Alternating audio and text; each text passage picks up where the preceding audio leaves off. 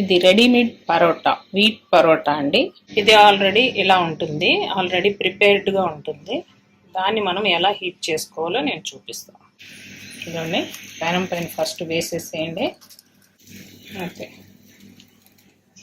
ఒక half spoon వచ్చి ఇలా గీ వేసేసుకొని, నేనైతే గీ వేసుకున్నాను, మీరు ఆయిల్ కూడా వేసుకోవచ్చు, మీ ఇష్టం. దీన్ని గీ వేసుకున్నాక టర్న్ చేసుకోండి. తర్వాత ఇక్కడ కూడా ఒక హాఫ్ స్పూన్ ఇటువైపు కూడా వేసుకోవాలన్నమాట. గీ ఇటువైపు ఒక హాఫ్ స్పూన్ అన్నమాట వేసేసుకున్నామంటే తిప్పిన తర్వాత, ఇది కొంచెం గీ ఎక్కువే పడుతుందండి, వేసుకుంటే బాగా టేస్టీగా ఉంటుంది. గీ కానీ ఆయిల్ కానీ కొంచెం ఎక్కువ వేసుకోవాలి పరోటాకి. ఇంకా అంతే, టర్న్ చేసుకుంటూ మీడియం ఫ్లేమ్లో పెట్టుకొని